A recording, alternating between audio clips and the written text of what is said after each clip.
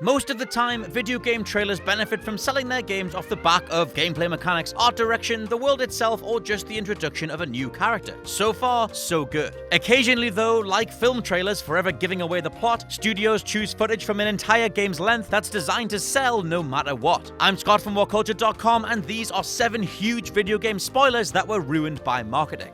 Number 7, Sony show footage of Sarah's death at E3, The Last of Us Remastered. What a baffling, truly stupid way to show off what was ultimately the definitive edition of one of the best games of all time. Sony's showcase at E3 2014 literally had the footage from the beginning of the game where Joel's daughter Sarah slowly and painfully dies in his arms. Yes, they flagged a contain spoilers disclaimer before things kicked off, but how did that help prospective buyers? Was their only solution to turn away from the screen and hope for the best? Blind faith buying a copy somewhere down the road? Needless to say, anyone who'd only heard about The Last of Us and not played it now had the entire opening sequence and its subsequent tone-setting gut punch completely ruined.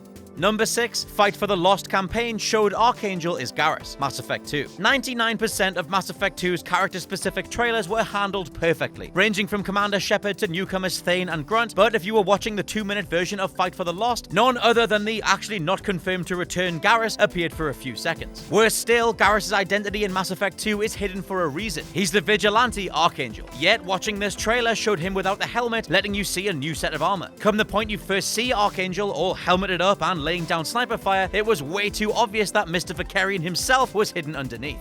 Number 5, a song revealed Joker's death in Batman Arkham City. Coming just a week before the release of the full game, Arkham City's soundtrack was likely meant to exemplify certain aspects of the full story, though it assumedly required knowledge of said story for that to work. Case in point, Coheed and Cambria's song Deranged, which was sung from the point of view of the Joker after he's dead. Lyrics like "Who will be your pretty little enemy" and "I promise you will always remember me" established a consequence-laden tone, and there's even a line that says "the joke's on you, poison me," foreshadowing how Joker dies from the effects of a long-acting poison right at the close of the story.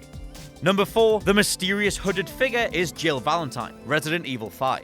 Resident Evil 5 really wanted you to believe that Jill Valentine had bit the big one prior to release. Capcom went as far as paying for double-page spreads in magazines that had Chris Redfield kneeling by her grave, only for fans to revolt as surely killing off a character in between games wasn't what Capcom were actually going to go with. Turns out, they were right. Rather annoyingly, considering the build-up and how the game treats Valentine's inclusion as a third-act shocker, her face was recognizable back in a 2009 teaser, drawing focus because Capcom were making such a big song and dance about Jill being killed off. Various other trailers for Resident Evil 5 actually showed Albert Wesker half removing her hood as well, setting up a supposedly jaw-dropping "who could it be" style reveal that everyone knew going in.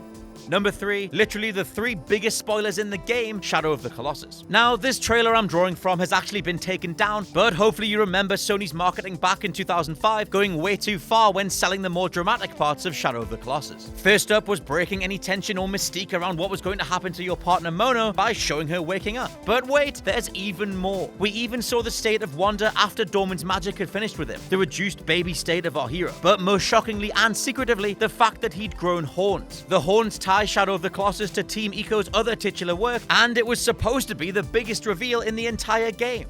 Number 2, Jake is Albert Wesker's son, Resident Evil 6. Capcom really just can't help themselves. Coming right in Resident Evil 6's first trailer, we had complete newcomer Jake Muller, who wouldn't be entering the canon now without a bona fide reason to exist, talking about his blood, as other characters noted how important it was. Okay, so a worthwhile bloodline. Later on, we see Jake specialize in hand-to-hand fighting, literally slicing through zombies with melee swipes and kicks.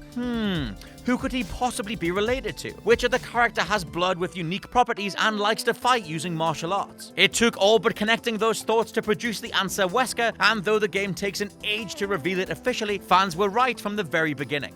And number 1, Aerith's death was spelled out in the first trailer, Final Fantasy VII. Possibly the most well-known and genuinely tear-jerking death in gaming history, Sephiroth stewing poor Aerith was a moment for the ages, and likely one of the first times you ever cried at a video game. It's so powerful because it comes out of nowhere, and yet it was in the very first trailer. 1997's debut footage not only includes the scene where Cloud lays Aerith down into the water, her eyes closed, hands atop one another, and she's not moving, but the narrator actually spells out that this is a love that can never be. A story of a love that can never be.